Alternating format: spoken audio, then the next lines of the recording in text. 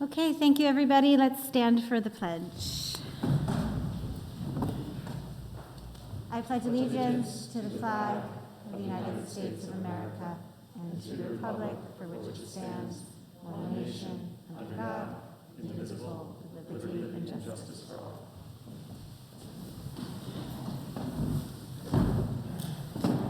President Daly? Here. Vice President McNall? Here. Trustee Clements? Here. Trustee Headland? Here. Trustee Valentine? Here. Thank you. Thanks for being here, everybody. The next Board of Education meeting will be held on Tuesday, March 1st at 7 p.m. and we'll be in the cafeteria. We are making a slight location change because the play will be in here and rehearsing. So we will be in the cafeteria, definitely the first and I think maybe the second meeting in March as well. I want to make note that the Board of Education trustee candidate petitions are available. There are 2 seats up for election on the board this year, and you can get those petitions from Ms. Catherine Platt by emailing her at cplatt@haldane.org. And if there are any interested parties in learning about board service and about what we do, you may please reach out to any one of us and we would be happy to share more about the roles and responsibilities of the board with you. I will turn it over to Dr. Benante for his update. Thank you, Jen. Welcome to the members of the community that have joined us this evening. I have a few just informational items to share with the board, and then I wanted to ask Ms. Jamin to join us just for an extended conversation on one item. First, the campus master planning process continues to roll along. As the board's familiar, we have now posted the RFP.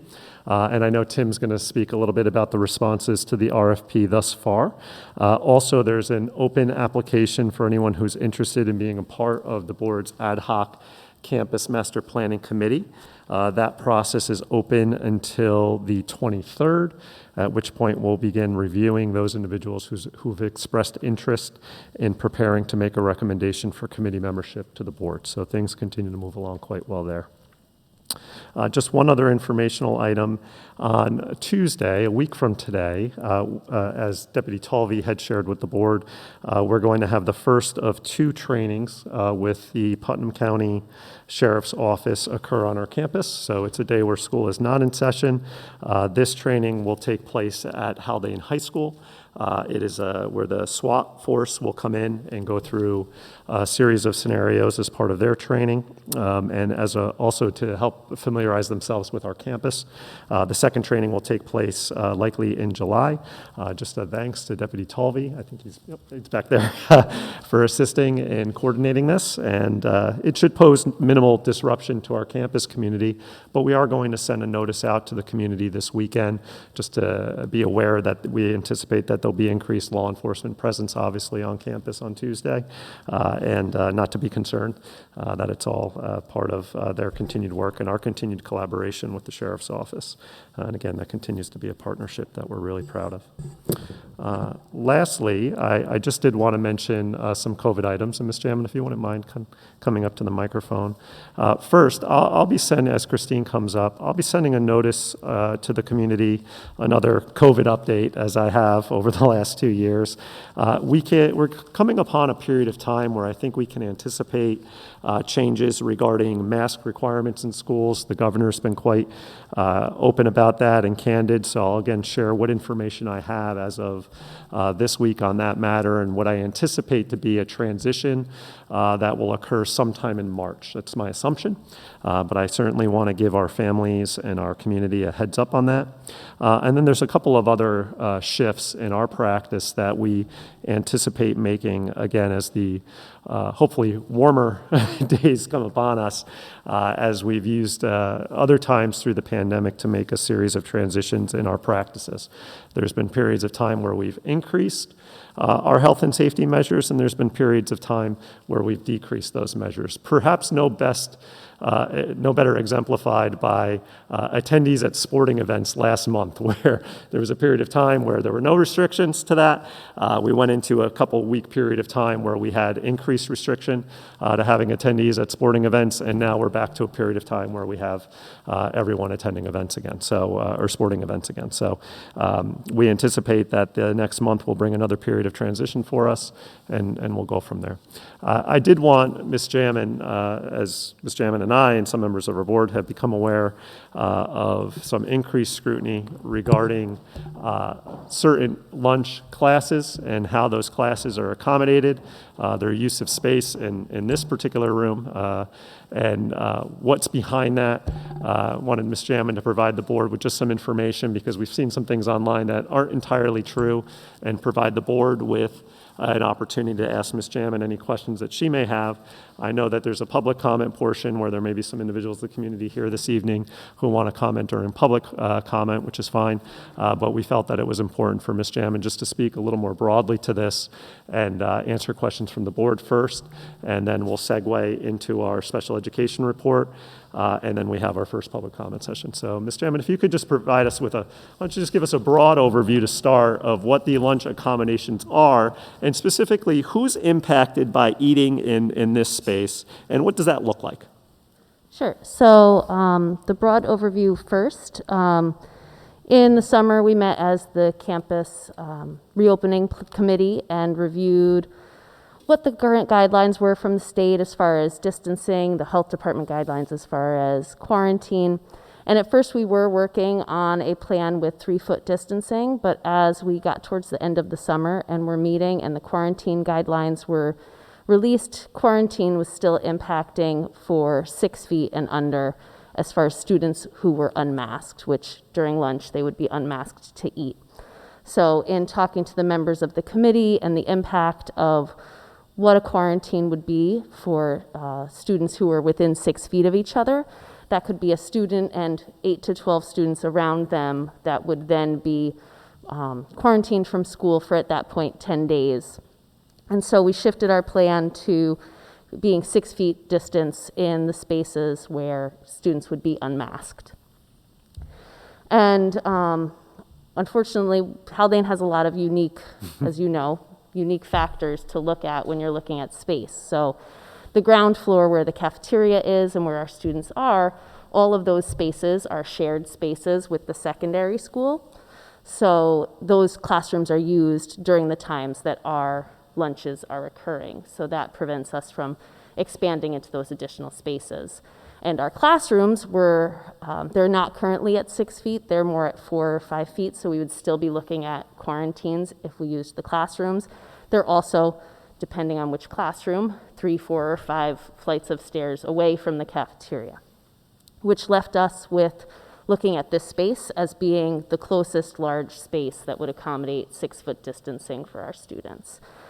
So that's the plan we presented and started the year with. We were very lucky at the start of the year. We didn't have very many days where we needed to be indoors for lunch. There was not a lot of rain in the fall. There was not a lot of cold days. It was a pretty beautiful fall. And so we didn't really shift into indoor space until around December for any extensive number of days.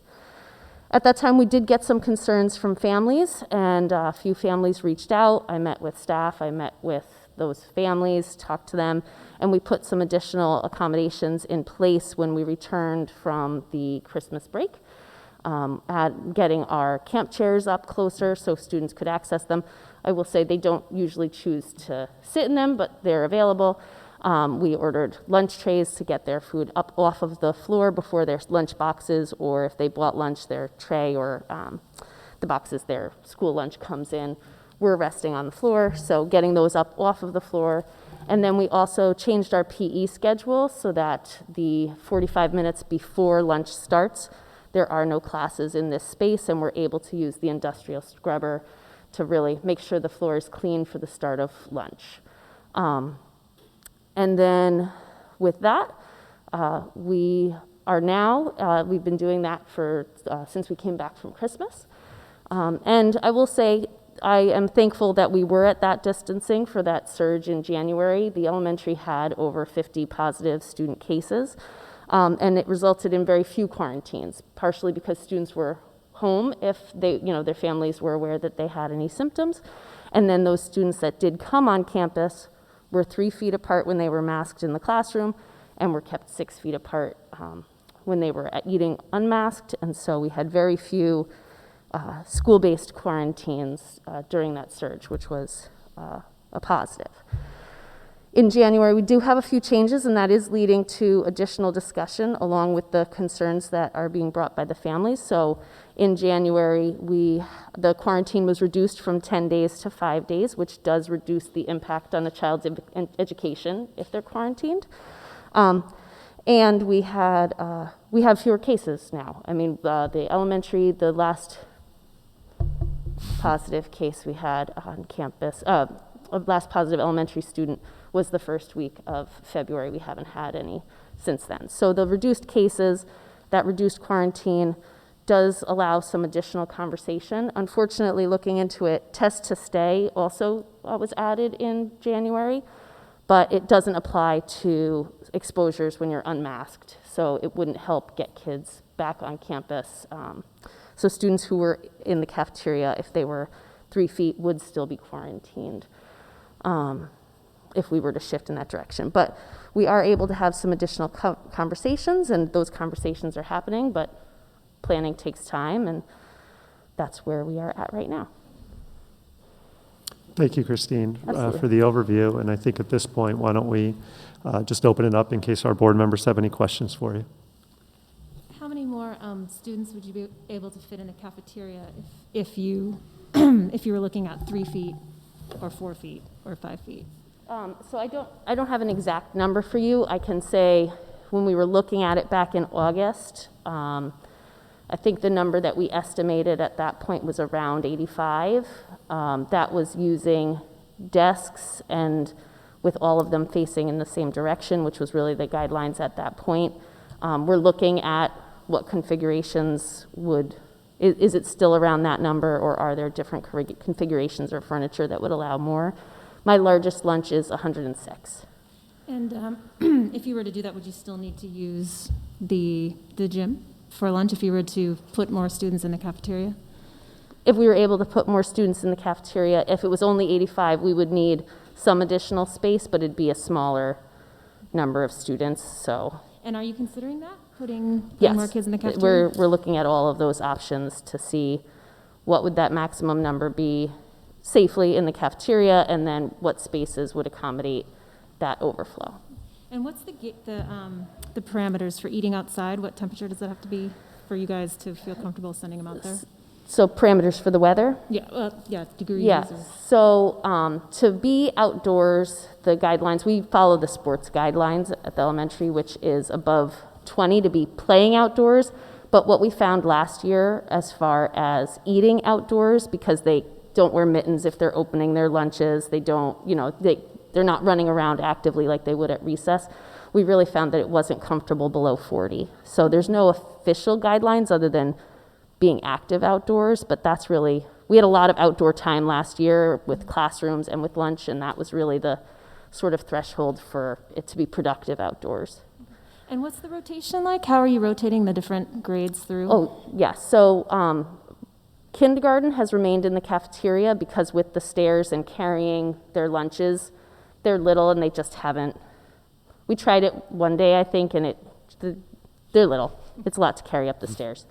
So kindergarten has been remaining, and first grade has been using this space for the random rainy days in the fall, and then when we really shifted into indoor in the end of November, December, third grade was in the cafeteria and fourth grade was up here. Second grade was in the cafeteria and third grade was up here, and then fourth grade was in the cafeteria and fifth grade was up here, and then we flipped that at the start of February so that it would be a little bit more equitable. And the only other question I had is, what is the feedback from the kids? Like my fifth grader loves it.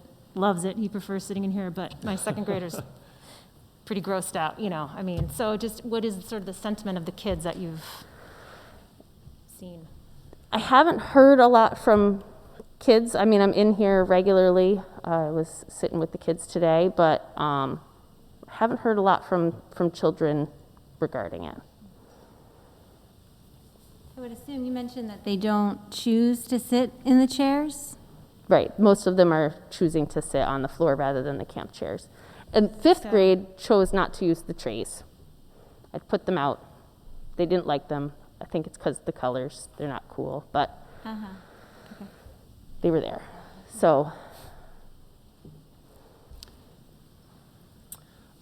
I know speculation is always a terrible thing, but as we move towards the removal of masks, it's likely that we will be also considering how we will be distancing and social distancing. It's difficult to know how those guidelines will shift. right, and those I mean, Dr. Benante may know more, but those guidelines sort of work independently in that the masking guideline is around masking, and then the distancing comes from trying to minimize quarantine. So with masks, we don't need to quarantine at 3 feet.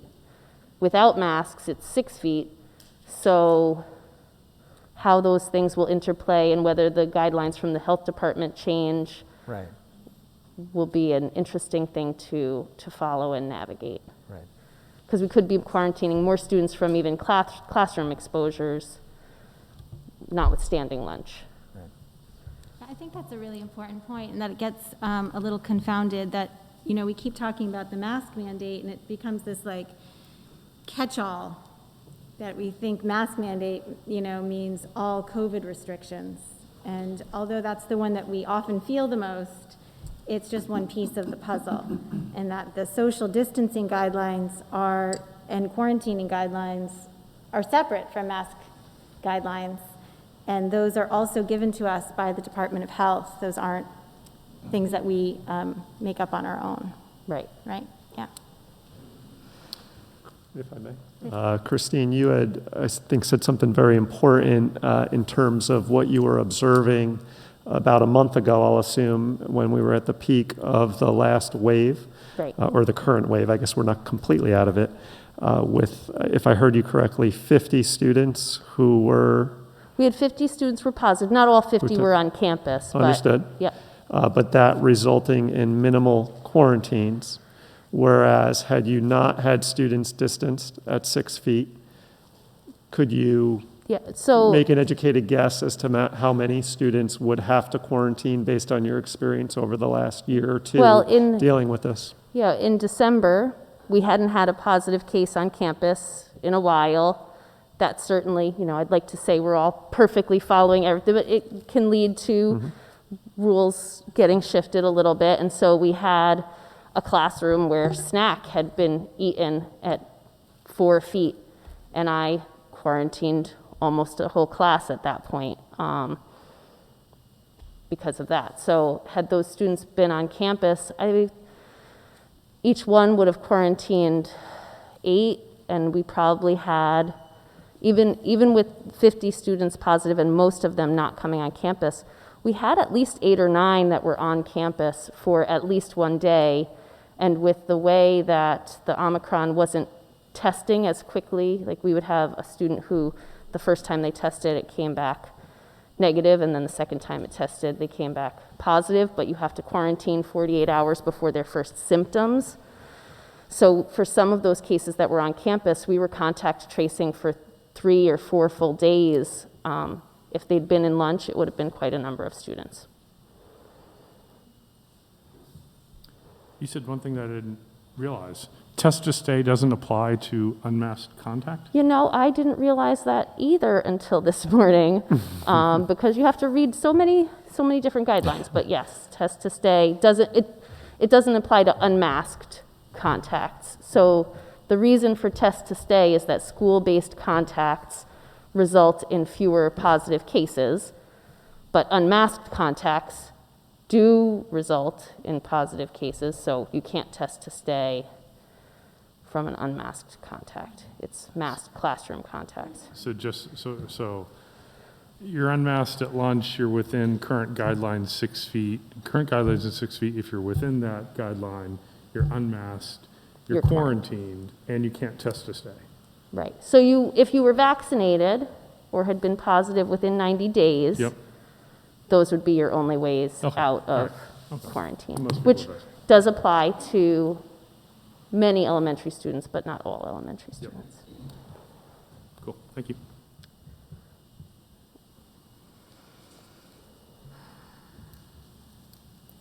Well, Christine, I just want to thank you for all the effort that you're putting into this. I think that it's been I know it's been an eventful 2 years for not only you, but for your colleagues as well who are with you this evening.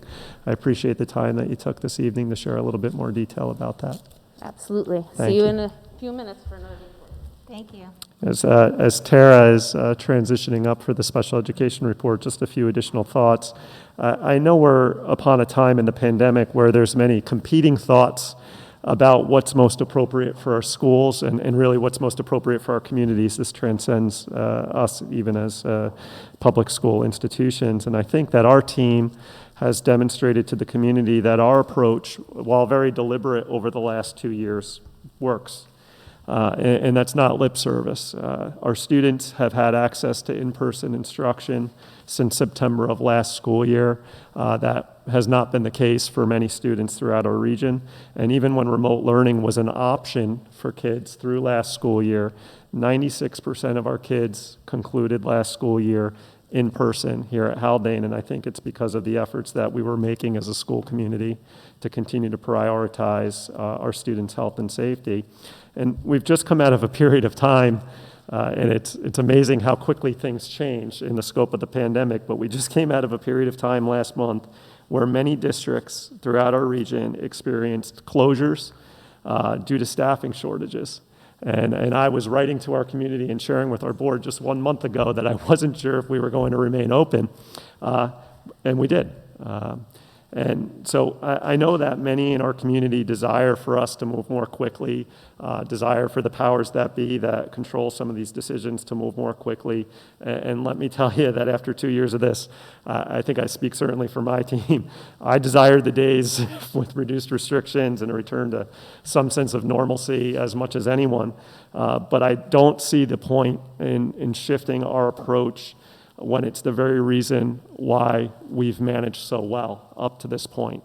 I think, though, I'm indicating, and I've indicated that we certainly will in time, but we've been measured in how we do so in the past. We're going to continue to be measured in doing so in the future, but it's coming. I'm very appreciative of the community's patience, and I know our board is well attuned to these matters as we've been discussing them for 2 years. I understand the frustration. I think we all get it administratively, but we certainly are doing the very best we can to prioritize keeping our kids in school. That's been the emphasis from the start, is to get our kids in school, which we were successful at the start of last school year, and to keep them in school, which we've been successful with up through this school year. So, and again, Christine, thank you for that. With that, Tara, we'll transition to your special education report. So, Okay. Thank you. Thank you. Good evening. And thank you for the opportunity to come update you on our special education programs this year. Okay. So I always start, the last several presentations that I've made to the board have started with our blueprint for improved results for students with disabilities that comes from New York State Ed. I start with this and end with this because it does anchor our planning and our goals in our department, and it's something that we should always be referring back to. And hopefully throughout this presentation, if the board had a chance to look through some of these, you'll see connections with some of the department goals for this year and these this recommended blueprint and action items. So just for an overview, these are the current numbers in Haldane's special education department, our students. Our total classified students, this includes CSE, so Committee on Special Education, and CPSE, so Committee on Preschool Special Education, is currently at 130. Haldane currently services 108 students with IEPs in district, so they attend our elementary, middle, or high schools. And 10 students are currently in out-of-district placements. That includes 7 students that, when I do my budget presentation, you'll see we're responsible for the funding, and 3 students that are billed to a different district. But more about that when we look at the budget. 12 students are classified as preschool students with disabilities presently, and we have 45 students that have Section 504 accommodation plans. So this came from a question that John Hedlund had in a past meeting regarding our numbers for the Committee on Preschool Special Education, classified preschool students. Our numbers throughout the year shift a lot in preschool because it's dependent on birthdays, and it's dependent on when students, the 0 to 3 program is early intervention, and then after 3 years old, they age into the Committee on Preschool Special Education. We start those referrals as early as 2.5, though. So those are students who are already receiving services, who may be transitioning in, as well as new referrals. So the numbers fluctuate a lot throughout the year. However, these are just snapshots of the numbers from June of each of the last 4 school years, and remembering that we have 12 currently. So not a lot of big changes, but again, our numbers are small here at Haldane, so. Yeah, if you don't mind, just if I can jump in Sure. right now. So super helpful. Thank you for doing this. In general, across the entire Haldane district, is the percentage of students with classified staying the same over time? Have you seen changes to that? Percentage-wise, in my time here, I haven't seen big changes. Not in terms of percentage-wise. Okay. Thank you. Okay, so this is just an overview of the special education programs that we have at each level.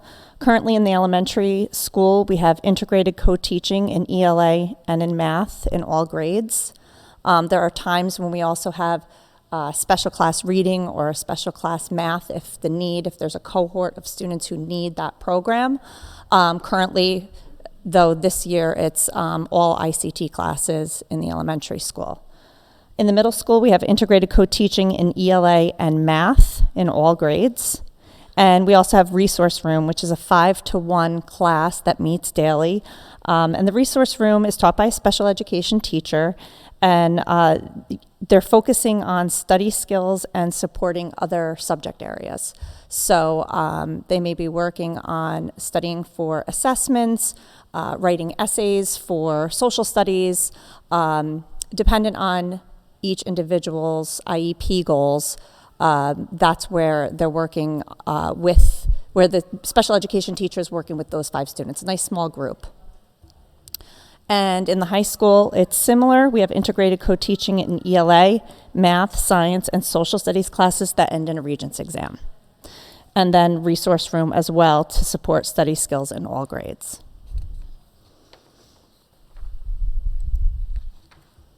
This is a list of our related services. So these related services are K through 12, and you can see the number of professionals in each area. We have speech language therapy, occupational therapy, we have physical therapy, counseling, which is provided by both social workers and school psychologists, and new over the last couple of years, that has been a great addition to our staff and our faculty, is a board-certified behavior analyst who provides behavior consultation. I'm going to ask one quick Sure. question while we're on people. I realize that these are people specifically dedicated to these services. There are obviously also teachers who are dedicated to providing special education in push-in or co-teaching. How many other, and all of our teachers are working on with special education students. How many other teachers are either dedicated or part in their job description? I'm not asking this in the right way, but. Do you mean how many teachers at each grade, Yeah, at each building that are certified special education teachers teaching? Or are actively, specifically focused on special education students? Okay, so in the elementary school, we currently have 3. Yep. In the middle school, we now have 3 because we filled a position that was not filled previously. And in the high school, we have 4. Cool. Thank you. Yep. So these are the department goals for this year. The first one is to reestablish transition procedures for secondary students and staff. And there's a list of the initial action steps that we've made. We've examined how we meet mandates for students with disabilities transitioning to post-secondary education or employment. So we've been looking at transition assessments. We've been looking at interviews that we do with students. We've been looking at how we guide them through career exploration at both the middle school and the high school, and this is a real partnership with our guidance department, who helps a lot in this area with all students, both special education and all of our students. So we've been examining that and looking at what's best practice. We created a team of secondary staff to engage in ongoing training with Putnam Northern Westchester BOCES transition specialists. So this is how we've been looking at best practices. We've been going to these trainings on a regular basis, where we are looking at their guide to different types of transition assessments, who should be exploring what with different students at different grade levels, starting all the way at age 12. We're starting to look at what we used to call level 1 assessments, but level 1 assessments is an initial interview with the child, with the parent, with the teachers, to explore what are your goals after high school. It seems very early at 12, but it's those initial conversations. Our middle school guidance counselors talking about resume building and things like that as early as that 7th grade year. We're examining IEPs to ensure compliance with New York State education mandates. So there's sections on the IEP that are specifically dedicated to looking at a coordinated set of transition activities that we're providing for our students, and also a measurable post-secondary goals section. So we're looking at both of those areas of the IEP and making sure that it includes all of the information that it should include, so that we have a good plan for students after graduation. It's ever changing, right? So we're writing the transition activities, we're writing the goals for after graduation, and then coming back to it every year or multiple times a year as students, learn more and they explore more. And, a lot of students are going to the BOCES VOTEC program and learning about those careers. They're working with guidance to look at different colleges. So that changes on the IEP as their needs change. So we've been exploring as a team. We have our guidance department, special education teachers, and a school psychologist, the transition assessments that may be utilized in district with secondary students moving into post-secondary education or employment. So currently we use Naviance in the guidance department, which gives us career clusters and interest inventories, but we're looking at what else is out there too. For some students who may need more than that, may need more exploration, we're exploring that with BOCES and looking at where we might be able to implement those assessments. So that was the first goal, and I just want to connect it to the Special Education State Performance Plan. And when I talked about making my goal, one of our department goals, transition goal this year, and looking at that and tightening it up and seeing, who should be responsible for that, it came at a good time because we are assigned what's called Indicator 13 and Indicator 14 this year of the Special Education State Performance Plan. So just to tell you a little bit more about this, I'm just going to read through that first bullet. The Individuals with Disabilities Education Act requires each state to have a state performance plan that evaluates its efforts to implement the requirements and purposes of the IDEA and describes how the state will improve results for students with disabilities over time. So it's statewide, and they're measuring 17 different indicators. So every year, every district in New York State gets assigned certain indicators, and then it just rotates. And after, as we go through them, then we start over and we get different indicators. Some of the examples, just to give you ideas, and I don't have a list of all 17 in front of me, but they look at graduation rates, they look at parent involvement, they look at preschool outcomes, and they gather that data from districts. So if you remember, one of the indicators in one of my last presentations was a survey that was given to parents on parent involvement in the CSE process, and then I was able to come back to the board and report on the results of those surveys. That was one of our indicators. This year, we're assigned Indicator 13, which is secondary transition, which is again looking at these IEPs, looking at making sure that we are fulfilling our responsibilities there and meeting the mandate. And then 14, which is post-school outcomes. So we mailed a letter to all of our graduating, our families with graduating seniors and who have IEPs. And within a year, it's a passive consent letter saying we're going to be sharing your name and contact information if you consent to this with New York State Ed, and they will be contacting you within a year to ask a few survey questions about what your goals were, if you're pursuing those goals still, if they've changed, if a student said that their goal was to go to a 4-year college, are you currently attending a 4-year college? If they planned on going to work as a landscaper, are you currently working as a landscaper? Are you employed? Those kinds of questions. So with support from Putnam North and Westchester BOCES, we will participate in a self-review process and submit this data to New York State Ed. So our second department goal was to collaborate with the New Learning Differences Committee leadership to determine next steps for the committee and how to best support students and families through work with the committee. And the initial action steps were to meet and collaborate with the leadership of the Learning Differences Committee. We did have a meeting earlier this year, and we're planning our next. I just heard from Teresa Lagerman, who's the chairperson for that committee, and we're planning our next meeting.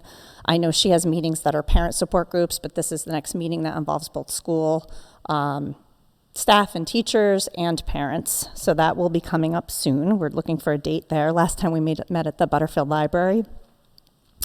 We are working with the committee to identify goals and needs moving forward. We talked about a lot of those in past board reports, and we talked about what parents thought would be useful at the last meeting, information that they were looking for. So Teresa, myself, and the teachers who are attending those meetings are helping to pull together some information and share that. So the third department goal is to explore programs and strategies for low readers and or special class reading, and to provide professional development for teachers in the area of teaching decoding and fluency to struggling readers.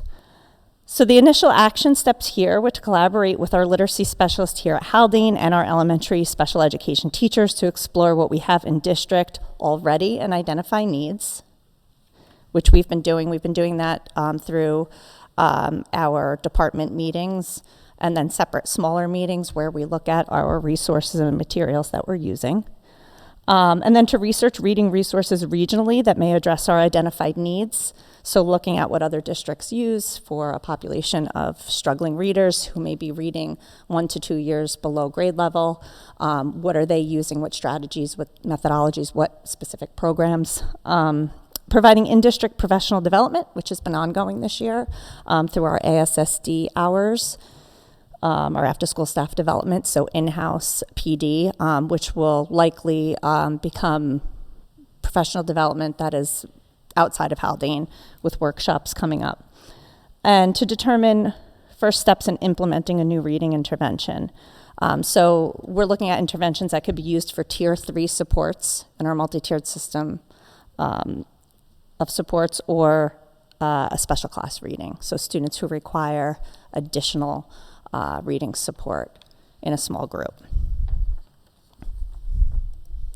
So just to give you an idea of where we're heading with this, we reviewed several intervention programs and methodologies with colleagues in the region and the literacy specialist at Putnam North and Westchester BOCES.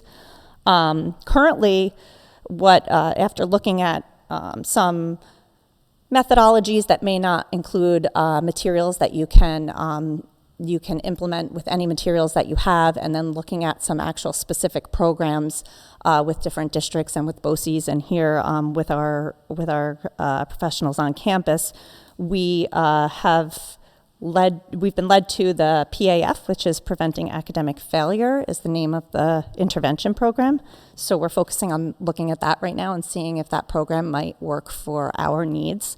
It is an Orton-Gillingham-based program, so Orton-Gillingham is designed to be used specifically with students who may be diagnosed with dyslexia. However, this does not only need to be used with students with dyslexia, so it could target many different struggles with reading. It's used by several other districts in the region. And professional development, I had reached out to the people at PAF and talked to them about workshops and professional development that can be given to our teachers because they have their own materials and their own methodologies, and it's a program that would be used in a very sequenced way. And we were able to, I was able to connect with BOCES, and if other districts are interested, we can do the training through BOCES, which provides us with some cost savings. We don't have to take on the entire cost ourselves here at Haldane. So we're looking into that as well.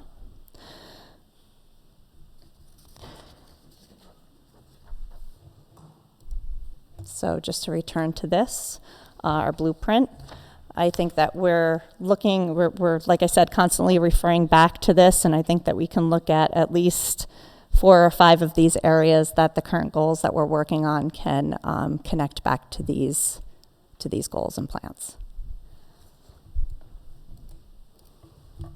Any questions? I have a couple of questions. It's curious to know about if you're getting any feedback or if we have any accurate data about our youngest ones who over the past couple of years may have had a hard time getting properly evaluated to enter into early intervention or to the CPSE, and if we feel like the timeline on those evaluations, we're comfortable with them and we feel like That's a good question supported. because our primary aged students coming in now, we're finding that many of them were assessed virtually. Right. And even when school districts were in person and when we were doing testing in person and in-person observations and all of those things, the preschool, which those providers are hired by the county, they're not Haldane employees, they're through the Department of Health, the County Department of Health. They were still doing a lot of virtual work, a lot of telehealth type assessments. With telehealth assessments, it's really hard to make a determination because scores aren't reported. The tests that are used are not normed to be used in that way. So all of the information that is provided is qualitative. So we are finding that there's some students that maybe could have been identified as preschoolers, or maybe some that were over-identified because we used qualitative information rather than the statistics and the numbers that we used to be able to go by. But we're lucky in that when students enter Haldane, they don't necessarily need an IEP or to be classified to be supported. So what we're finding is those students are getting building level supports. They've come in, our teachers have recognized that there may be, for example, a speech delay, or there may be a motor delay that wasn't detected early on. And through our student support teams that we have in place, we're doing screenings and we're implementing interventions pretty early on. So we've been able to give those students services. Great. And I feel like I asked this question last year too, but we also feel like we have the capacity to do all the triannual for our current students that have IEPs, and we feel like we're Say getting. that again? I'm sorry. We're getting all the information we need about all of those students that have to every 3 years, in one way or another, requalify or be reassessed. We feel really comfortable with all of those evaluations. Yes, we're able to do those assessments. My other question was about. I always like to clarify that if you see on here, you see the physical therapist, we have 1.5 physical therapist days, but just to put it out there, that's responsive to the need. So we will have Correct. the number of days required based on how many students need that service, right? Right. So currently, we contract with a physical therapist, Right. and that physical therapist, with the days that she's working. She's working here at Haldane and at Manitou School because we're responsible for providing services to our students with disabilities who are in the private school in our catchment area. And she goes to Manitou? She the does. Students, oh, great. Oh, that's good. And it is the case, though, that if they require OT, they come here for Mrs. Burke. Is that true? We or- have OT going Oh, into great. Manitou, but it's a separate contract person. Oh, It's not Mrs. okay. Burke. Oh, Because great. Mrs. Burke's caseload is full here at Haldane. Yeah, that's what I was thinking. I can't imagine her getting in the car and driving across It would the be, yeah, street. Okay. she's got a very full schedule here. And then, can you talk to me a little bit about, since we were talking about space, just about, I know that, where does the resource room occur? That's one question I have. And also, where does PT occur? I know for the younger ones, certainly it happens in elementary school. I know it's over there in that cul-de-sac, like a multi-use space. But I don't know if you are a middle school student or you require it in the secondary school. Is that also where you would have PT if we had a student who required those services? So most likely, yes, because that's where we have the space. As right now, currently, and in quite some time, we have had secondary students that require PT, but currently, and over the past couple of years, they've been elementary school students that have that need at this time. And then you asked, resource room. In the middle school and the high school, these are specific classrooms, and they're just like every other classroom, and the schedule rotates just like any other class. It's just part of, just like taking English or math, the resource room is built into the schedule in the same way. Great. And I have one last question. That was about, for some reason, I've never, or haven't processed our participation in the SPP. Is that something that we are invited to do every year and we're always given a separate category to provide information for? Yes, yes. And can you get, specific, district-specific information from that or data, or does it go into a larger pool of data and you can get more information about the state? through that Sometimes we portal? do. It depends on the indicator. Right. So for the indicator with parent involvement, we got our survey results.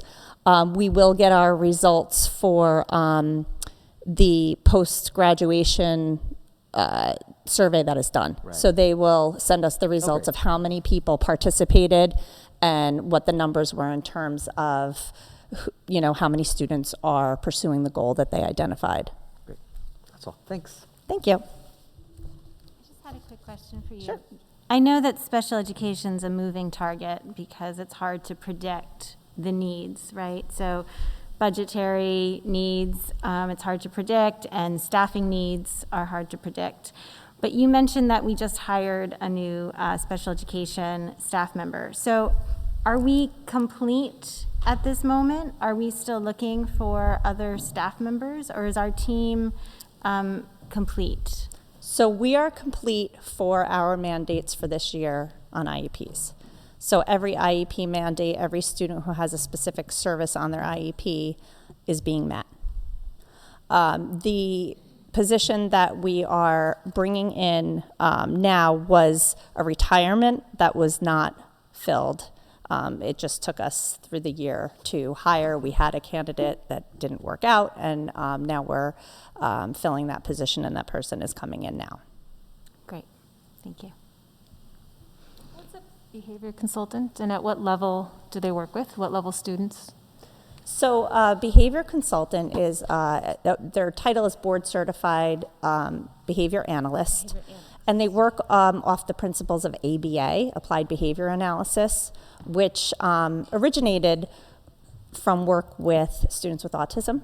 ABA is one of the methodologies that are used, but they use those principles of ABA, of gathering data, of looking for if a student is engaging in a maladaptive behavior, for example.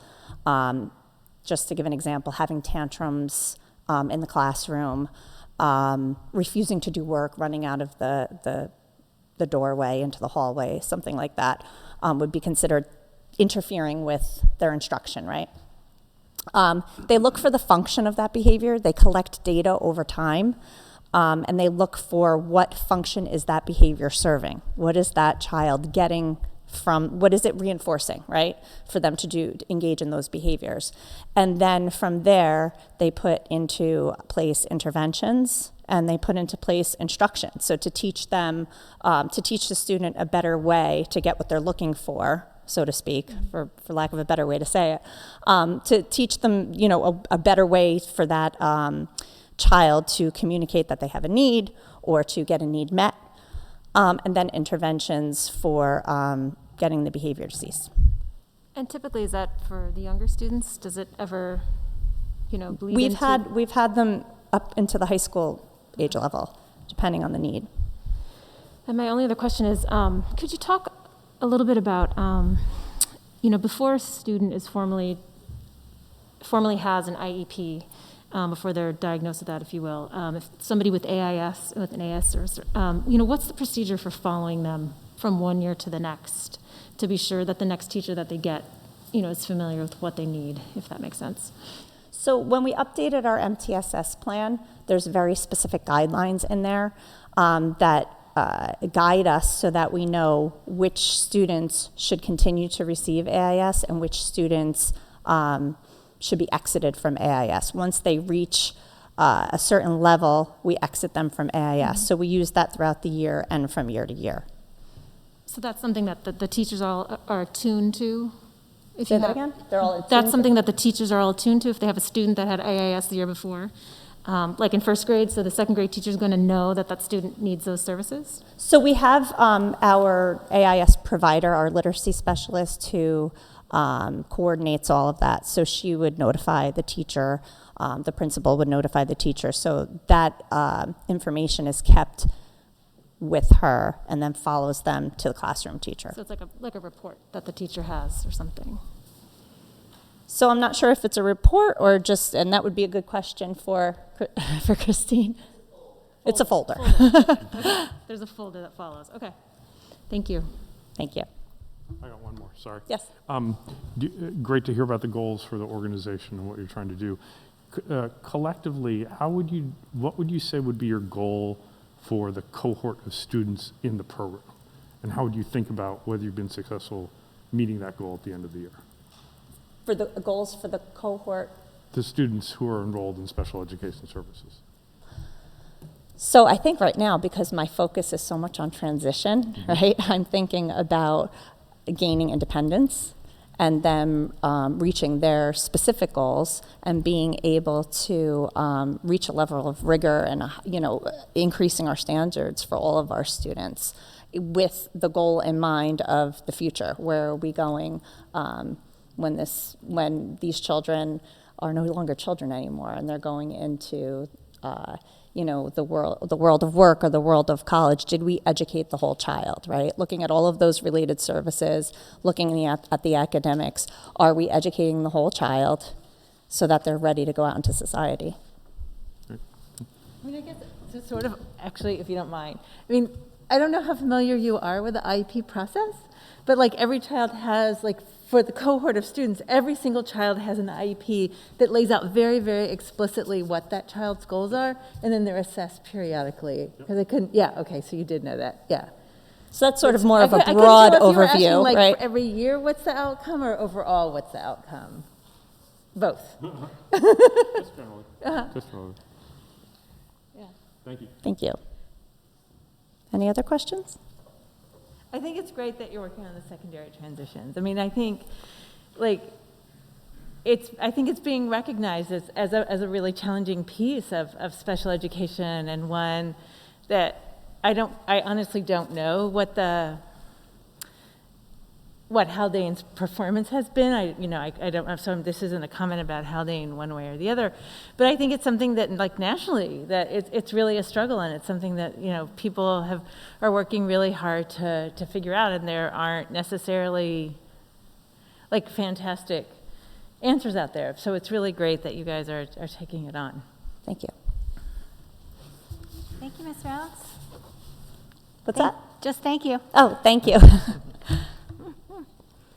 Let me put my mask back on before I return. Okay, we're going to move into the communication from the public. So we do have a protocol for that, so I'll just read that out loud. The Haldane Board of Education desires and values input from the entire school community. The first public comment session is reserved for comments on special presentations and active agenda items. For those who wish to address the board, please sign in and state your name for the record. The sign-in sheet is at Ms. Platt. Please keep your remarks to 3 minutes or less. Disparaging remarks and discussion of district personnel are prohibited. Although we do not engage in dialogue, we are listening. Please leave your contact information with our clerk, and prompt follow-up from the board president or superintendent will follow. Is there any communication from the public at this time?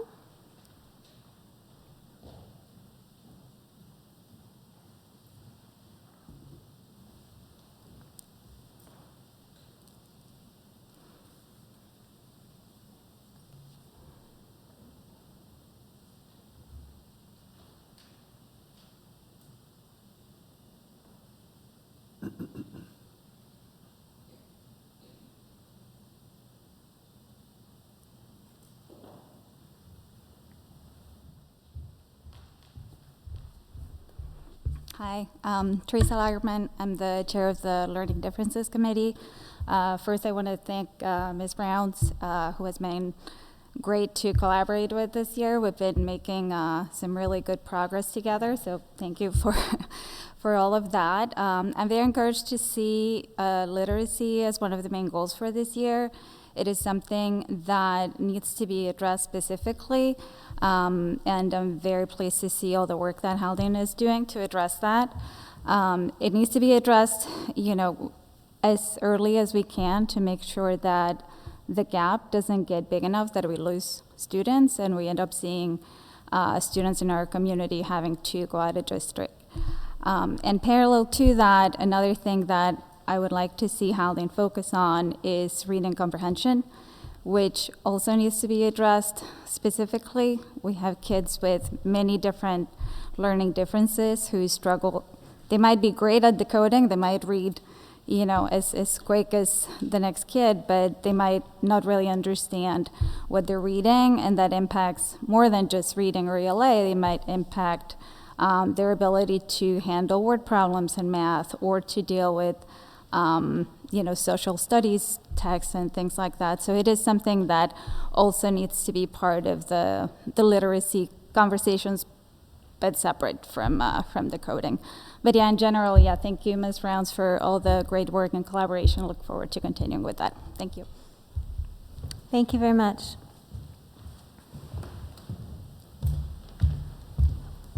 Hello. First, I'd like to start off by giving a note of gratitude. I can only imagine the endless hours that the faculty and the staff has put in to keep our students in school, and for that, I am truly grateful for that. I know there had been a lot of work that went into that. We are a community that's made up of many different views, but I think our most common view is that we want what's best for our children, and whether or not we agree on everything, that's really what it comes down to, our kids. Our kids don't belong on the floor while eating, plain and simple. Whether they think it's cool, it's simply just not sanitary. We received close to $400,000 in relief funds to help alleviate such circumstances. Almost $53,000 went to improvements because of this virus. What were the improvements? There have been reports of ants crawling around or on children. Parents have told me that their kids came home letting them know that.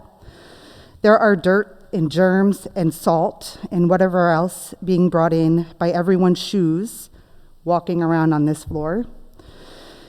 Not only that, they feel the need to fight with one another so that they're not last in line, so they can come up here and have enough time to eat their food. A parent sent me a photo of a full plate of food that was thrown in the trash because a child didn't have enough time to eat it. I have a picture of it I can show if anyone is interested. The kids are literally running around with each other outside maskless, up in their face, up close and personal, laughing and having a good time, but are forced to be sitting on this floor that I'm standing on, and you're seated on a chair with a table to eat their food on a tray on the floor. Doesn't make sense why they have to be 6 feet apart.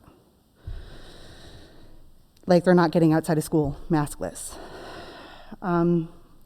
So like I said, I see that those are the trays over there, and somebody had mentioned that they're offered a folding chair, so I am thinking that the younger children would be sitting on these types of chairs while trying to balance that tray, if that's a correct assumption. I would like to have that somewhat answered. I know that many staff and faculty and students are vaxxed and guidelines have changed. Mandates are being lifted everywhere, yet our children are sitting on this very floor eating their lunch. A petition of nearly 100 parents and taxpayers agree that this is wrong. Dr. Benante, when will the parameters we have to reach be met in order for the pandemic-related mitigation efforts get eased? What measures do we as a school community need to reach before we can lose the masks and before our children can get back into the cafeteria? Infection rates are down, and the surrounding states are starting to better communicate with school families what will happen and when. We would like the same respect. We want to know what to expect, when, and why. Some of these pandemic governing rules have become politically polarizing, and I'm worried that the community voices participating aren't wholly representing Phillipstown and Haldane. Perhaps it's time to reopen the reopening committee to the community again so that new members can join. And simply, why hasn't an email gone out to address this situation to the community? With a photo to show the setup, and if these accommodations are so acceptable, then why not share it to the parents who are so concerned? Dr. Benante, I ask that you address these issues directly at the end of your meeting in your superintendent reflection portion. If you can't address it live, then please post your response somewhere, whether it's a public platform or a message to the community so that all can see it. My child deserves better. Every child deserves better. I'm their voice. Of course, they think it's cool to sit on the floor, but it's not. It's not sanitary. Again, I appreciate everyone's efforts of keeping our district open. I do, and I know that the community thanks you for that. So I welcome working with you to help get my kid off the floor. Thank you. Thank you. Ma'am, you just didn't state your name. Would you just share your name, please, with us? Sorry. Thank you. It's Melissa O'Neill. Thank you. Thank you. Thank you. Thank you for your comments. Is there any further communication from the public? There'll be another chance at the end of the meeting if anyone changes their mind. Okay, we're going to go into information reports. So we'll start with our student advisor, Lou Prilla. So first thing, there's been a lot of planning going on for trips recently. So we've seen the juniors going to DC at the end of March. They're working on planning that trip. There's been a parent meeting held, and then the senior class trip, however, there was not enough interest for that. So the senior class instead looking to plan day trips for the end of spring, and that was going to be in replacement of that. So also we see with clubs, the art club is looking to plan a field trip to a local museum, and then the Model UN Club planning a day trip to the Dalton High School. So we're seeing a lot of that. Additionally, with Valentine's Day, we saw Student Council held a carnation sale on Monday, and the History Club has completed their Valentine's for Veterans project. Also, we see the senior scholarship opportunities have started. They've been available to seniors now, posted in the lobby and as well as online. So that's pretty much what we got. Thank you. Yep. Good time. Ms. Jamin.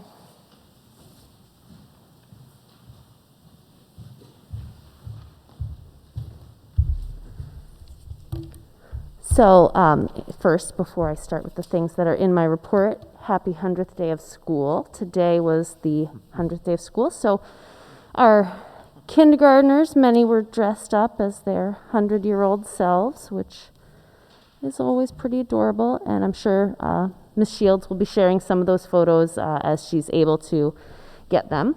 Our first graders had their 100-day brighter hats on today. And so in conjunction with that, our primary grades lead a 100 Cans of Kindness food drive where they seek to collect 100 items from the building so that they can count to 100 and practice on their 100th day of school.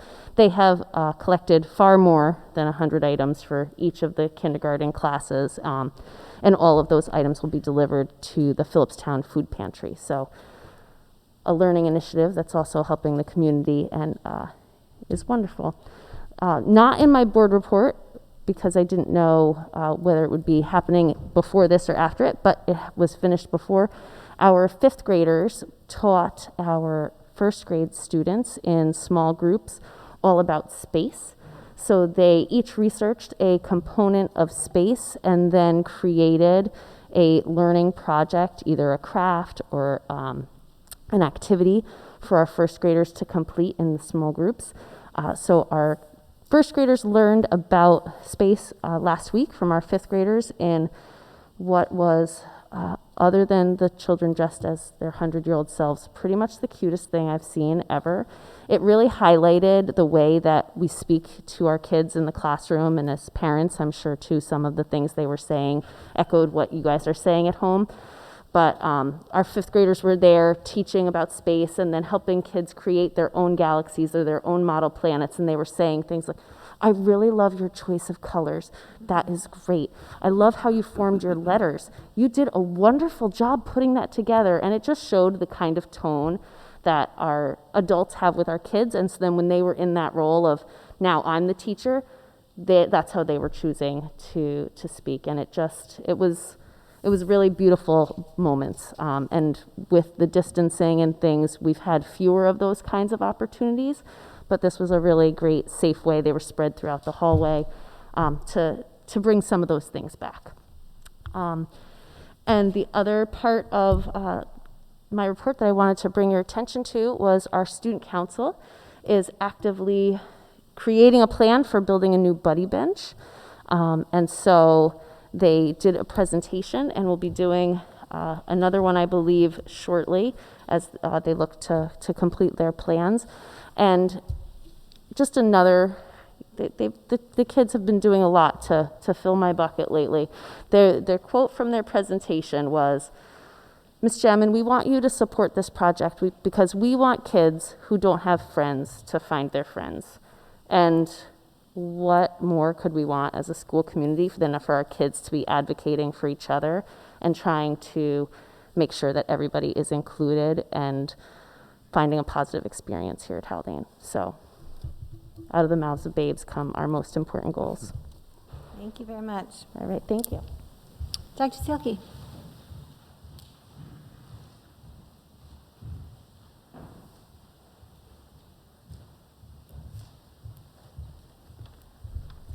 Good evening, everyone.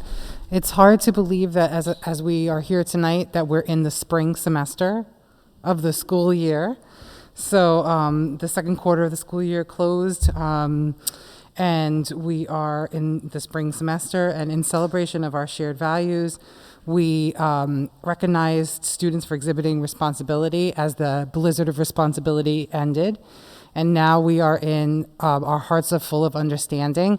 And if you exit the building to the Bell Lot and you take a look at the first bulletin board in the middle school, you'll see the student-created Hearts of Understanding board. So students are able to earn hearts when they are when they exhibit understanding. So any adult in the building could give them a heart, which goes on the board. And then at the end of the quarter, they're recognized for their understanding. And the last quarter of the year will be Ignite Excellence, which is personally my favorite. So we'll be looking forward to that. And in addition to supporting students through our shared set of values and our school motto, our school counselor, Liana Festo, and our school psychologist, Nicole Rivera, recently went into the 7th grade classes, all of the 7th grade classes, and did a moving presentation on respect and tolerance. The topics discussed included the importance of treating others with kindness and respect as you would want to be treated, both in person and online. And that was very well received by our 7th grade students. Just to echo high school, last month I mentioned that many of the field trips and experiences that our students enjoyed before the pandemic are returning. And I just want to give you some examples as those come online, so to speak. Our students participated in the NYSMA All-County Band and Chorus at George Fisher Middle School last Saturday, despite the weather. And they enjoyed a ski trip to Catamount the weekend before that. And very excited to say that all of our 8th grade students have expressed interest in attending Frost Valley. So I think that if the stars align, we will go to Frost Valley this year, and it's a big deal because it will be the first time that we've gone since 2019. So thank you. Great, thank you. Ms. Sniffen.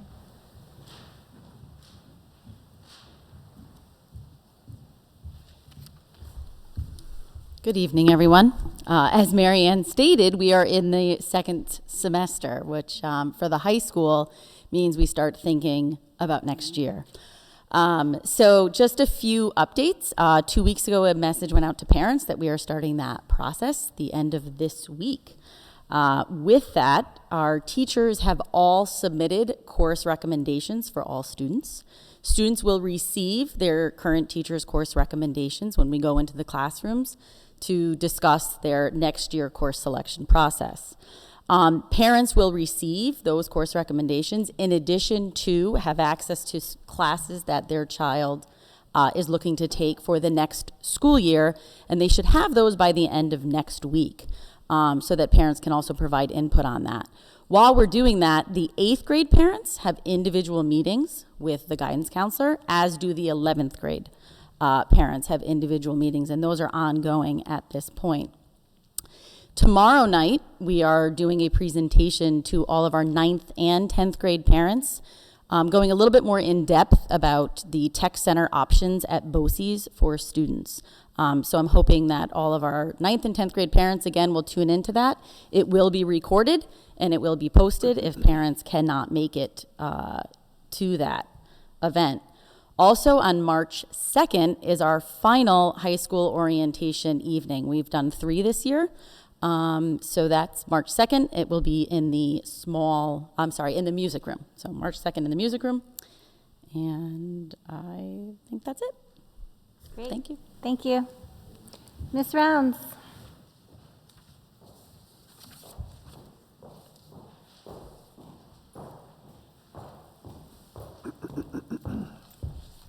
Hello again.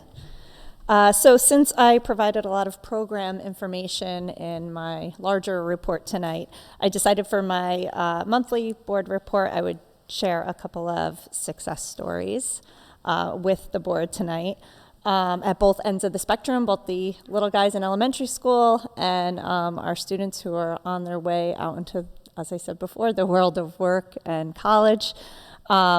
So the first success story is a senior who's classified as a student with a learning disability. This student had a lot of challenges that she overcame over the years, and with help of supports here at school, including accommodations, resource room, assistance with goal setting and guidance, she's grown substantially over the high school years. Recently, her parents were thrilled to announce that she was accepted into several very competitive colleges, including her top 3 choices. So the student has been described as a phenomenal writer whose college essay was inspiring and self-aware. So always brings a smile to my face when people come back to me with good news, and I hear about the success of our students as they move on into college and their career choice. The second success story is at the very beginning, a little guy in the primary ages of elementary school who entered this year, like several students who may have been impacted by COVID and who were home with difficulties attending, difficulties focusing, following directions, managing their behavior, and what we call ready-to-learn behaviors. So a student who may be, very academically capable, but having a lot of trouble showing us what he was capable of doing because the behaviors impacted his ability to learn and impacted his ability to access instruction. So we were able to collaborate with his parents, put in a lot of supports with our behaviorists, put in supports with an aide in the classroom who worked with him, occupational therapy to work on some of those sensory and attending behaviors, and tremendous growth was made in less than a half of a year. and his special education teacher reported that was a huge team effort, and based on the NWEA, we saw growth in the 99th percentile and achievement in the 99th percentile. So really able to achieve his potential once we were able to address the barriers to his instruction. So it was great to have two very positive success stories to be able to share with you tonight. And there'll be more to come. So. Nice to hear. Mr. Elder.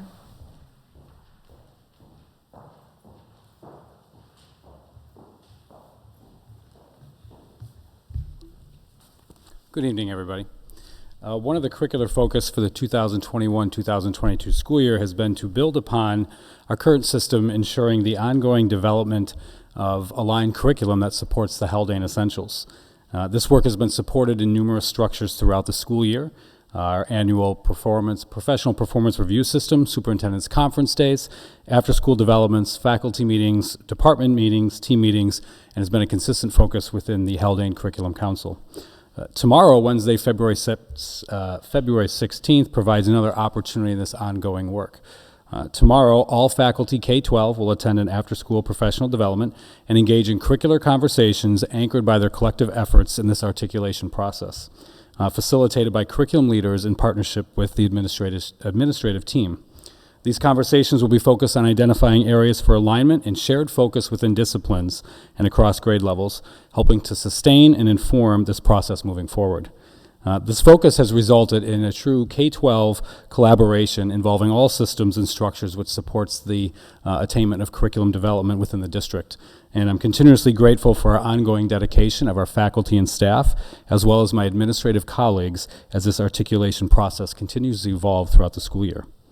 On the human resources side, I mentioned it before, but this past Saturday, I represented Haldane at the Lower Hudson Diversity Job Fair. That was a virtual job fair on Saturday from 9 to 3. The morning sessions included workshops from other area directors of human resources for prospecting teachers and interview types, resume workshops, how to conduct themselves, how to articulate their skills in a resume. And then in the afternoon had opportunities for people to sign up to have conversations or quick 15-minute screening interviews with school districts. And I was happy to meet with 9 individuals who had expressed interest in our district from a variety of ways. And we keep those 9 individuals. Doesn't necessarily mean we have a position open, but they're just kind of ongoing conversations with individuals about our district, and kind of we keep a running list. So should positions become available, we have a list to call from of individuals that we've spoken with that we think would be good fits in Haldane. The next stop on the job fair tour will be in March 16th up at SUNY New Paltz, which provides another opportunity, and I think we've signed up for 19 individuals on that day. Thank you. Thank you. Mr. Cowan.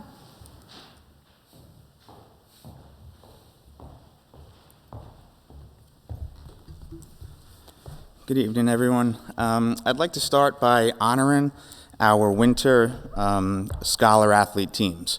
And I'll just start by reminding everyone that the criteria for being a scholar athlete team requires that 75% of the team roster have an average GPA of 90 or better. And I'm very proud and honored to say that all of our winter sports teams this year have earned scholar athlete team recognition.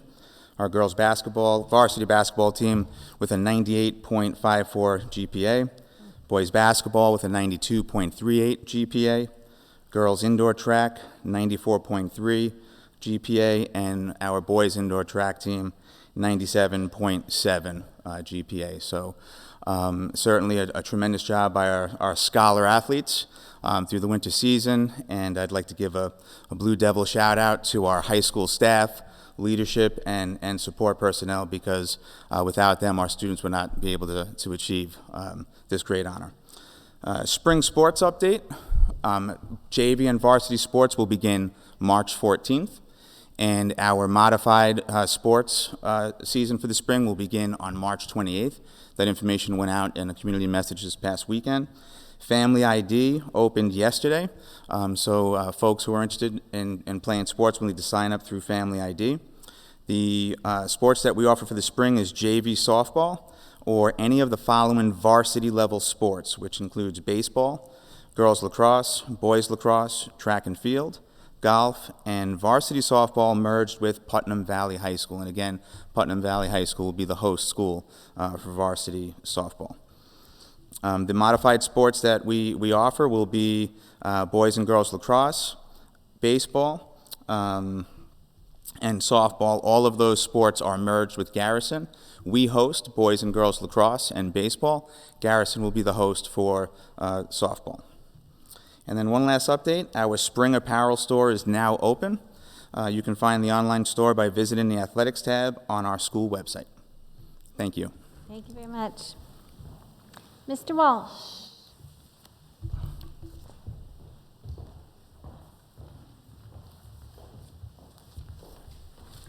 Good evening. The Facilities Department has spent the last few weeks just trying to manage the winter. We've had a few snow and ice storms has brought our crews out, whether it be in the early morning hours, late evenings, or particularly this year out on the weekends. The frigid temperatures also cause us to pay a little bit more attention to the heating systems, both the physical boilers and heating systems and also our electronic control systems, not only to make sure that the buildings are at adequate temperatures, but also to protect the equipment. Any of these frigid temperatures provides the opportunity for freeze-ups. We've been paying quite close attention to them when the temperature drops to make sure that we don't have anything freeze that can cause more significant damage to the systems. In regards to the campus master plan, as Dr. Benante mentioned, the request for proposals was advertised. 10 firms reached out requesting a proposal, which we provided. A formal walkthrough took place on February 8th. The district reviewed the scope of work with the attendees. We provided a tour of campus.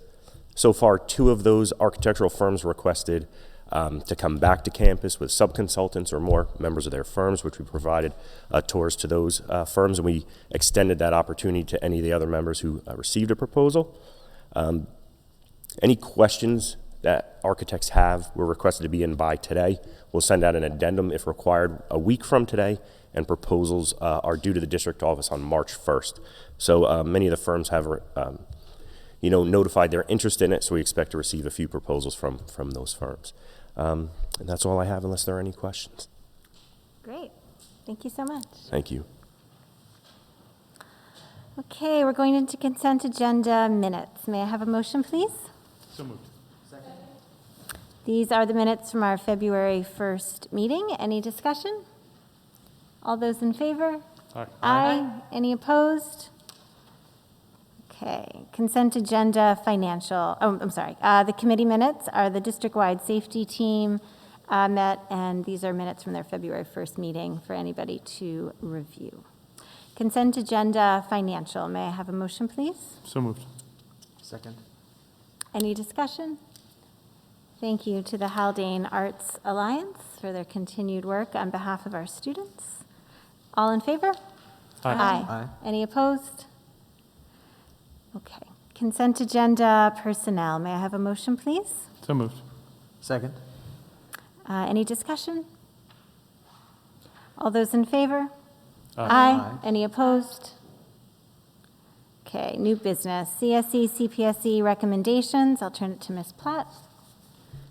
Be it resolved that, upon the recommendation of the Superintendent of Schools, the Board of Education hereby approves the recommendations of the Committees on Special Education and Preschool Special Education as presented. May I have a motion, please? So moved. Second. Any discussion? All those in favor? Aye. Any opposed? Okay.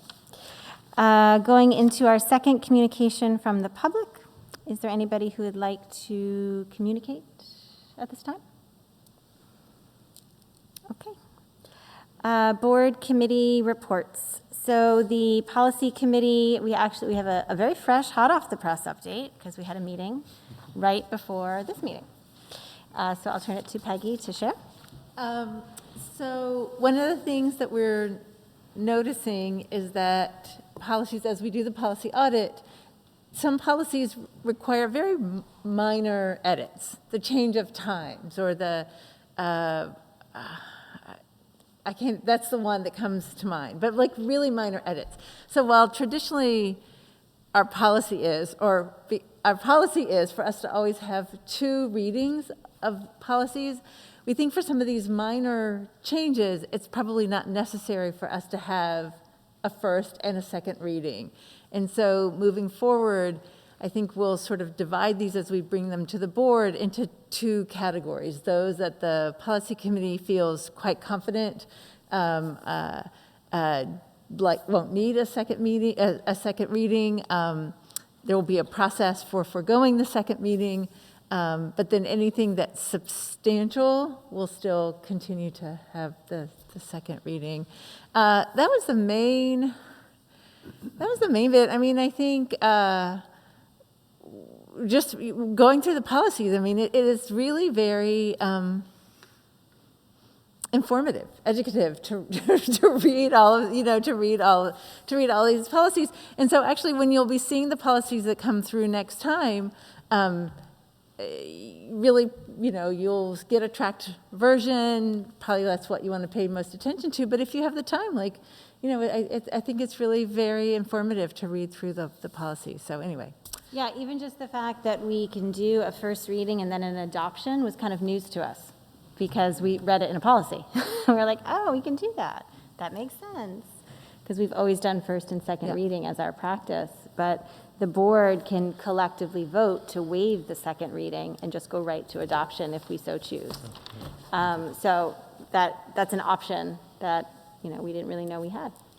And I didn't know we had, I should say. And we're going to meet again in a month. I think just realizing that we're making progress and it goes pretty well and there's more things for us to discuss. So yeah. So there'll be some stuff for the next meeting. A WIPSPA update. I'll share that I went to Ted Dintersmith, who's an educational visionary, did a speaking about his film, Most Likely to Succeed film, and he's written several books. And I'll just share that it was very inspirational, as I think most of his work is. And, he was really talking about how can we change education. And he was talking about how we need to make sure we're producing graduates that can do something that machines can't. That so much of our future is headed towards machines and robotics and automation. So it's our job to make sure we're actually producing graduates who can do things beyond what technology can do. And he was listing items that are all encompassed in our Haldane Essentials, which I felt really good about. Those soft skills, the problem solving, the critical thinking, empathy, tolerance, all that kind of business, that a machine can't do. So he was really pushing for us to think about education as more than just what it's always been, and to think a little bit outside the box. And in terms of our board service, he said something that was really interesting that I want to share, that he likened board members to venture capitalists, not to CEOs. And I think that that's it's a very interesting, kind of provocative thought, and I think it really made me stop and think, and I think it's great. The idea that a venture capitalist is there to support and champion and inspire qualified people's visions.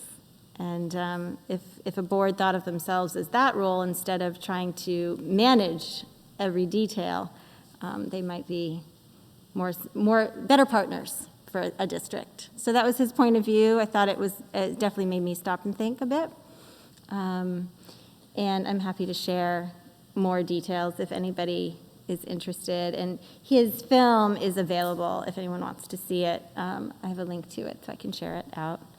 And the other thing I want to mention is that WIPSPA's having, I think you guys probably all saw it, those roundtable discussions where it's kind of like an hour of different topics. I signed up for one on the Monday night about public comment. I thought it was timely and relevant to be able to learn from each other boards' process. But I'll share what I learned there, and if any of you guys go to any of the other ones. I think some are during the day, which are not super convenient, but that's that. So board reflections, does anybody have anything they would like to share? Go ahead, Peggy. Everybody's Yeah. leaning in. Everybody's got something to share. Peggy, why don't you start? Maggie, Lisa. Yeah. Yeah, I mean, just to build on some of the things that we're hearing today, space had just always been such a big issue in the district, and while some of the concerns are certainly coming from a place, some of the concerns are coming from a place of concern, right? It is, to me, it's interesting and important to note that they're also coming on at the same time we're beginning to rethink our campus. I mean, anybody who's paid attention to board meetings, at least as long as I've been on the board, so I don't know, 6 or 7 years, space comes up again and again as just a huge challenge for us to be able to do the kinds of things that we want to do. And I don't mean to suggest that space is the only issue at hand here, but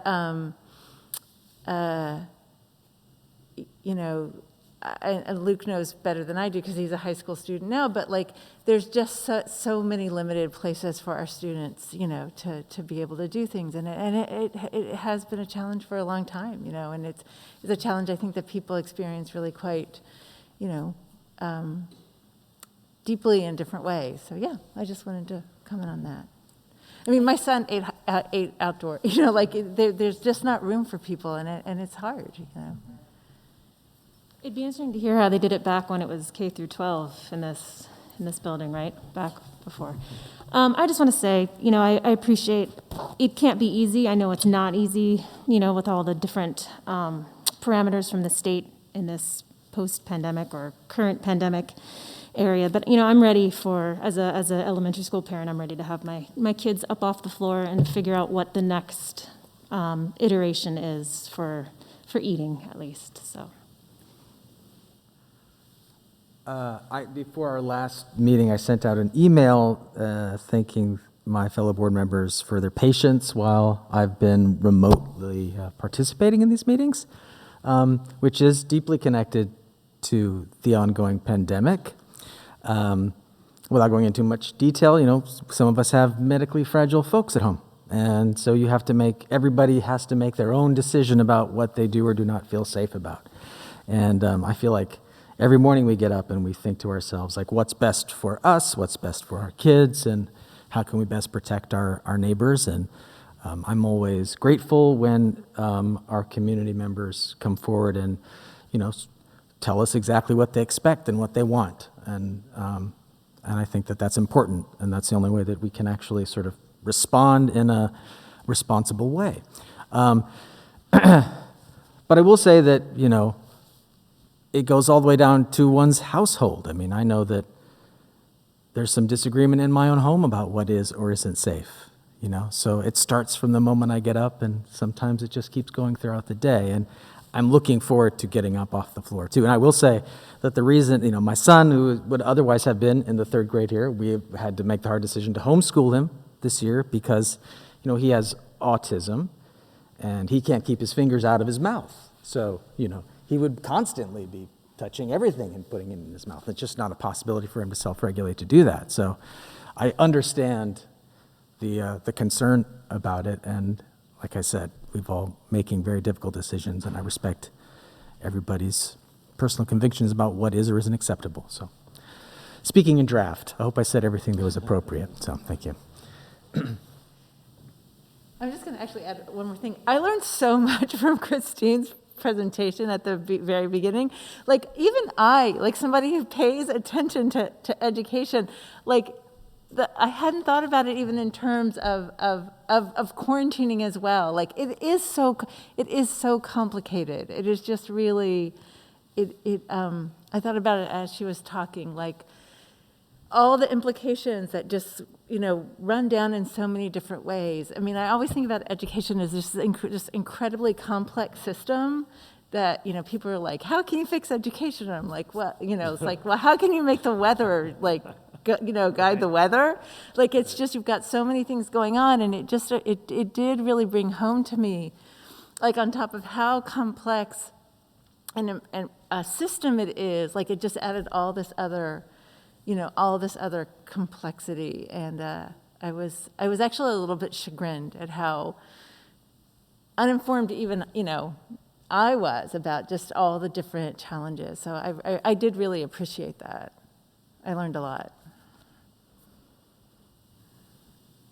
Dr. Benante? Sure. So Ms. O'Neill, thank you for your comments earlier, and I do want to try to address some of the questions that you posed.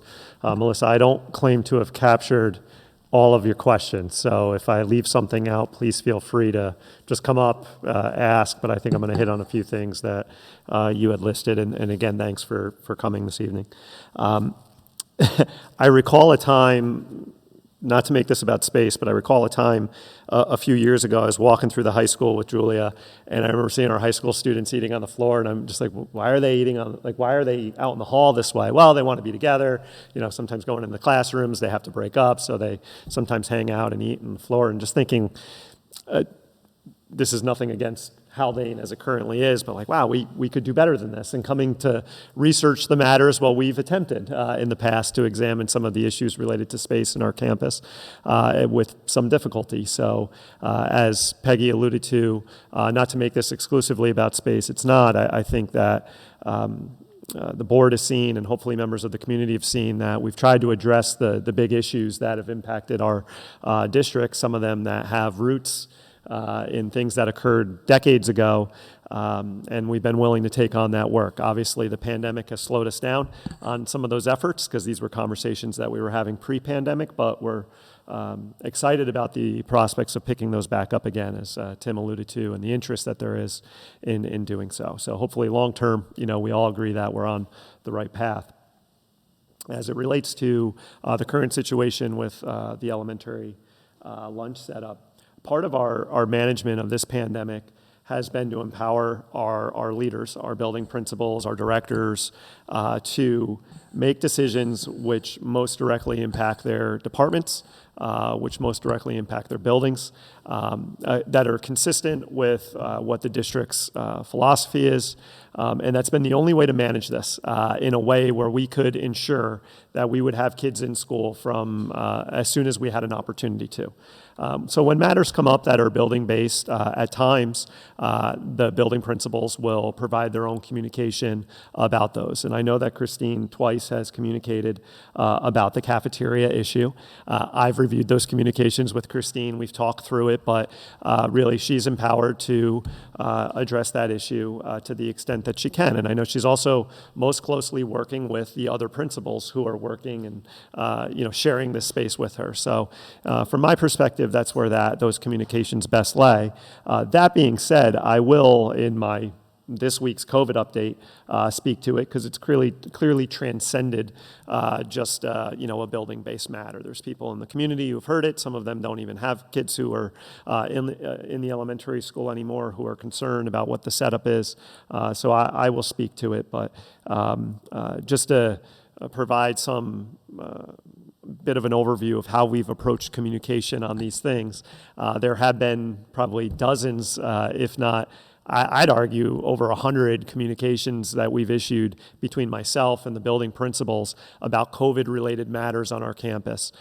We do feel that everybody's at a saturation point with it, including us, but we still have a responsibility to set up, whether it be just written communications or the webinars that we've done or the multitude of other forms of communication on matters that have impacted us. But we realize, we totally get that people tune in and certainly have the right to tune out as they see fit. So there's no expectation on our part that everybody be attuned to all of the regulations, all of the rules, all of the laws, which, by the way, have changed a number of times over the course of the past 2 years, to understand why we've arrived at doing the things the way we are doing them. We don't expect anybody anymore to be aware of it, because talk about a moving target.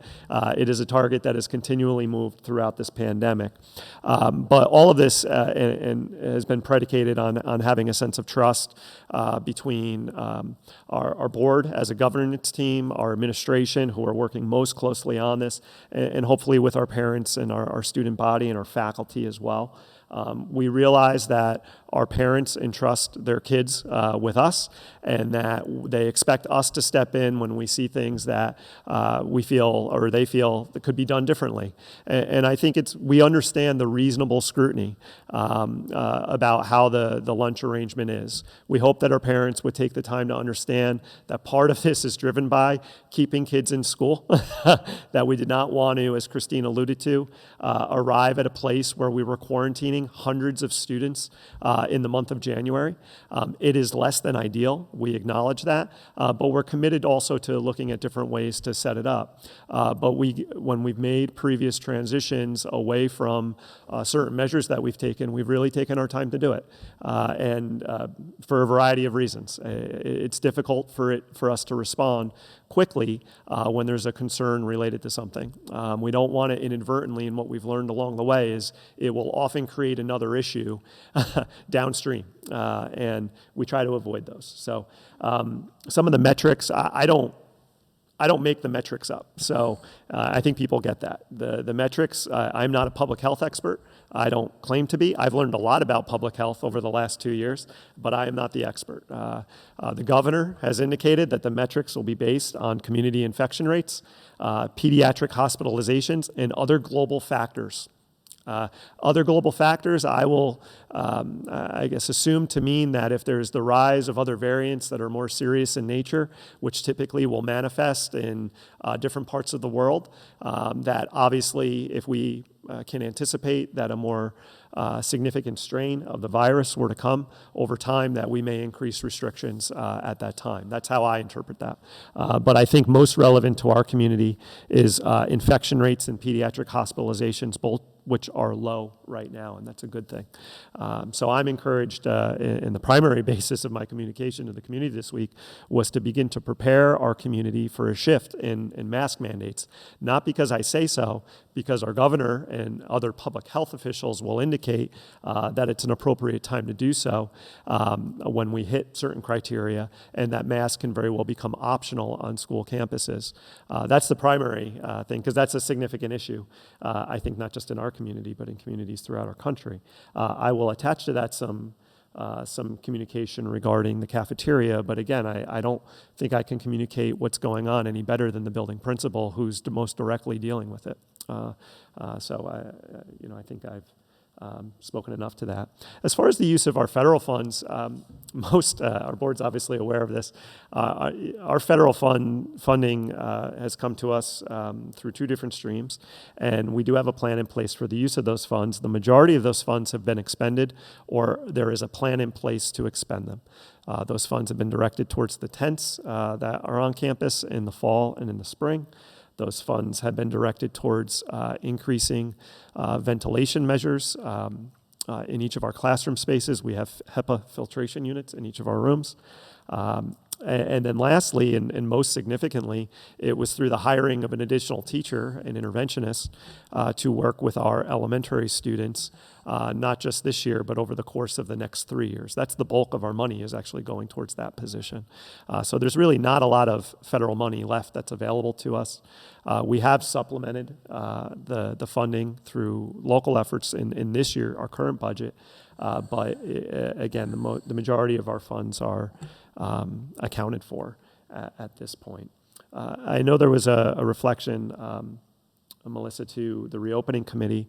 We did mobilize a reopening committee in preparation for the 2020-2021 school year.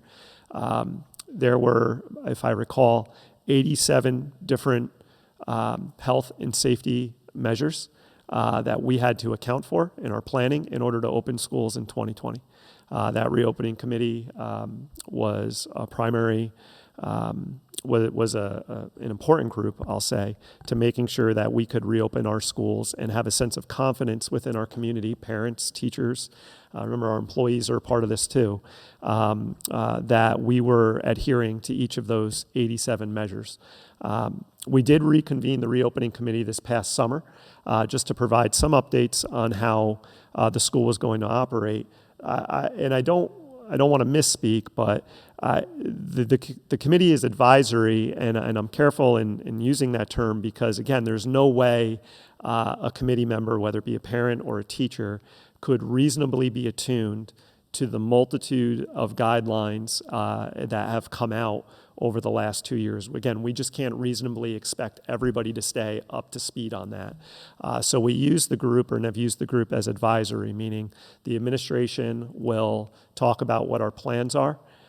We asked that group as a representative group to provide us, to have provided us with feedback. They've provided us with feedback in the past, and then we work with that. They are not a decision-making team. And again, I don't mean that to sound cold, but I think as a leader, it's important to distinguish with the groups that we're working in, whether or not we're involving them in the decision-making process or not. That group was advisory. We were upfront with them that they are not making decisions. We are, because we're the ones who are most closely attuned to all of the regulations and all of the shifts that have, and all of the parameters that we have to honor as a school community. And we can't remobilize a committee every time a regulation or something new comes out from the Department of Health. We wouldn't get anything done. So yes, that group, as Christine alluded to, had provided us with feedback, but again, we're ultimately responsible as the leaders in the district, as myself, my team, with the decisions that are made. I think we accept responsibility for that, for every decision that's made.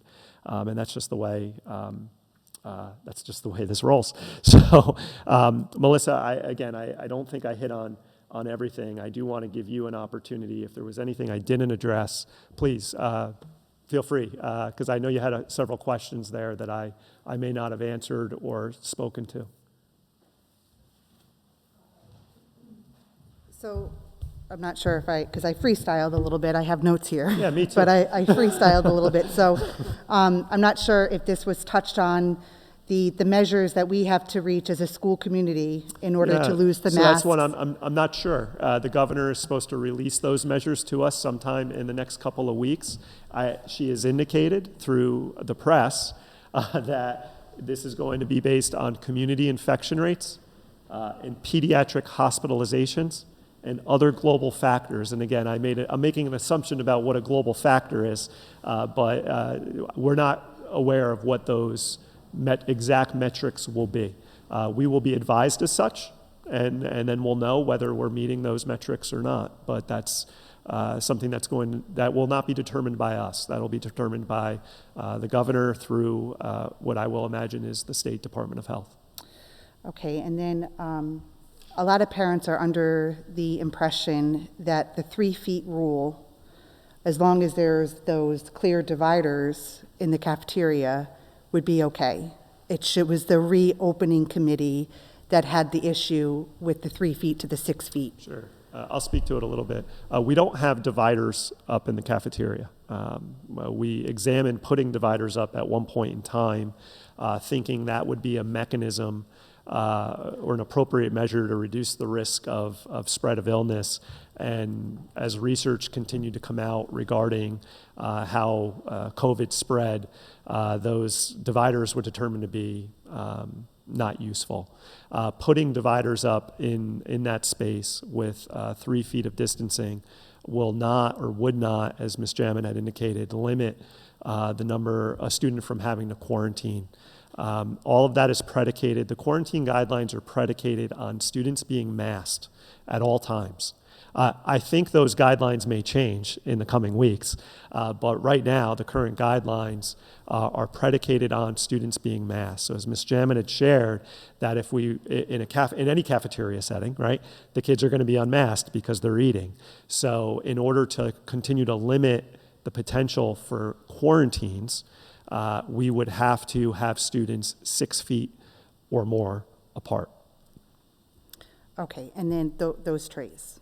So I understand that they're offered a bleacher seat, which is essentially just a padding off of the floor, right? Say that last part, which is a bleacher seat, yeah. Right? So it's essentially just a piece of padding. It's not really being lifted off of the floor. Sure. Right? The camp chairs that Ms. Jamin alludes to do situate on the floor. It's a padded seat. Okay, so when you say camp chair, I think of the folding camp chair. So it's really a bleacher seat. No, I think I've seen them. I don't think we have any here right now, but they are a padded seat that a student can sit. It has a backing to it that a student can sit back in, but it rests on the floor. You're correct. Right. And then when you suggest a folding chair, am I assuming it is the... So they have to balance They would. the tray. Yeah, and I think that you're alluding to, it's an issue that a small child, my child's in 5th grade, my 5th grader would opt to sit on the floor. I wouldn't say he would probably just do that anyway, regardless of whether or not he could balance his food on his lap. But I think, I hear your point there, which is, in the app, giving students a choice. The students very well may just choose to sit on the floor. And how we're describing the accommodation of students having the opportunity to sit in a folding chair with a tray in their lap is perhaps, and I don't want to read into it, a bit unrealistic. Okay, and then, I'm sorry, one last question. That's fine, no. There are folding tables that could be wheeled in and out of here. Yes. That could be stored in, I don't know. I mean, I don't know the setup. I'm not allowed in you're the right. school to just come Yes. walk around, so I'm assuming it's in either of these hallways they can be stored. Is that not something? Sure, we've considered it. The issue with the folding tables really came down, and this is where we'll circle back to space, that this space is utilized both directly before and directly after lunch for physical education. In the warmer months, again, we can sometimes anticipate PE being outside for an extended period of time where it wouldn't present as much of an obstacle, but in the winter months it does because, as Tim alluded to, the weather just is not conducive to having PE outdoors. So the issue is on turnaround time, that to break down all of those tables, to clean the floors, obviously, because there's going to be food and whatnot on the floors. We don't have enough time, and then to store them back outside is not enough time for the PE class that is coming in directly after. Was it ever, timed? Has anyone ever tried to do it? I will not venture to say that we actually did a full setup and breakdown.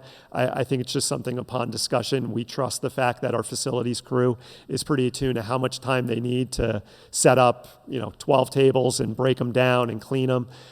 We do it in the cafeteria, and we've done it in the cafeteria for years, that it would take more time. It would cut right into that PE class and have a substantial impact on PE. Okay. I'm sure I have more questions. I It's just fine. can't think of any right now, and I appreciate it. Thank you, Melissa. And I appreciate your patience with us and the patience of other families as well. I think I've concluded every letter that I've shared with the community. We appreciate your continued patience because we know that we're dealing with, again, a very unideal situation as it comes to some facets of our school. When we have the opportunity to re-examining those situations, we will, and this is certainly one that's on our radar. Dr. Benante? Thank you, Ms. Daly. I'd like to make a motion to adjourn. May I have a second, please? Second. All in favor? Aye. Any opposed? Okey dokey. Thank you very much.